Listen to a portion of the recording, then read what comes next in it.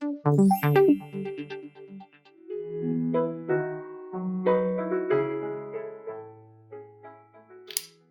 or phonemes and try to figure out what word we are to spell. So some of these may look a little bit confusing, but we'll walk through 4 of them together, and then I'll give you some time to try out the remaining 4 and we can discuss those answers as well. Okay, so let's begin with this one over here. So what are the letters we know already that look familiar to us? So we know this is the letter P, we know the A sound, we know the T, we know the S. And this one is the one we refer to as a schwa, and it makes the sound. So putting this together, we have pizza, and that is indeed our word pizza. So the reason this doesn't look the way it sounds is because the word pizza is actually of Italian origin, and the rules governing these words tend to be a little bit different. We'll look at some more of these rules when we go into languages of origin a little bit later. Let's look at our next word. We know this letter as the letter B. We know this is J, but hold on. In our pronunciation keys, this actually makes the Y sound. We know this is the U sound. We have G, we have A, as in the previous example, and we have L. So putting this together, we get the word bugle. Cool, nicely done. Let's keep going. Our next example is we have L, and then we have this vowel, which if we recognize from before is the I sound. We have the letter B, we have an R, we have this inverted 3, which if we remember makes the sound, such as in word. We have the R, the E, the and the N.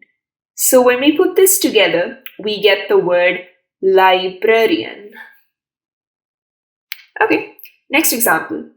So in this one, we have the K sound made by the K.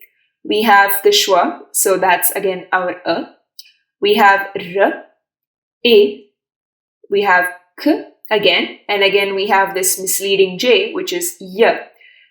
And we have another schwa, we have L, and N.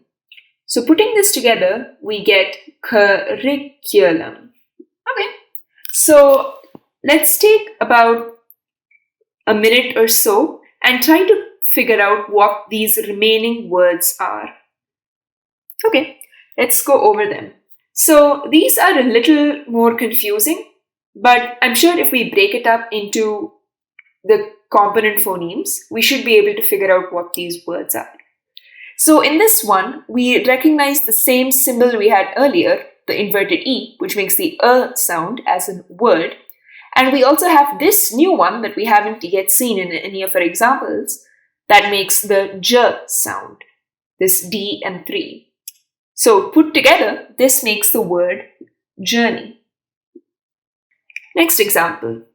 We have this, now the one that looks a little confusing is this one over here, and that makes the A sound, such as in apple. We have this long F kind of letter, and that makes the sh sound. So putting this together, we get sash, and this vowel over here makes the A sound. So we get sachet. Okay, 2 left, let's go.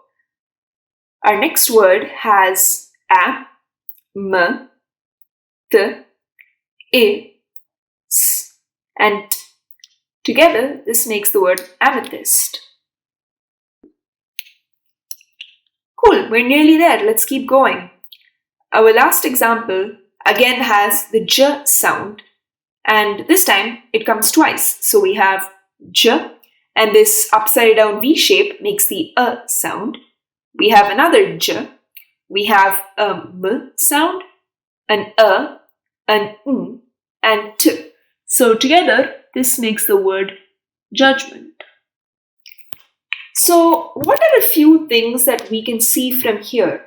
We see that this symbol over here, the schwa, seems to come up all the time. We see it in this word over here. And indeed, this is the most common sound in the English language. What makes it a little more confusing is that it can often be spelt with different vowels. For example, here the schwa seems to be represented by this A. Over here, it doesn't really have any letter at all. It just represents that small sound between the G and the L. In this case, we have librarian, and again, we see it represented by an A. We have curriculum, and here the schwa has the letter U assigned to it twice.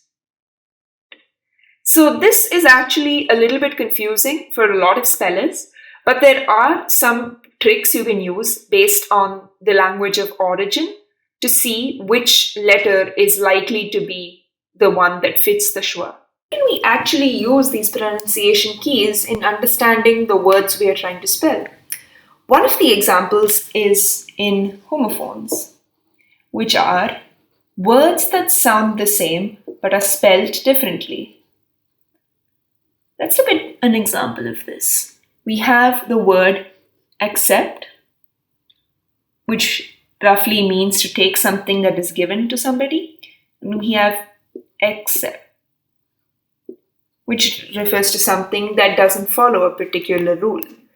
So when we write this out in pronunciation keys, we can clearly see the difference between these two words. So for accept, we have a, the s sound, the e sound, the p and the t.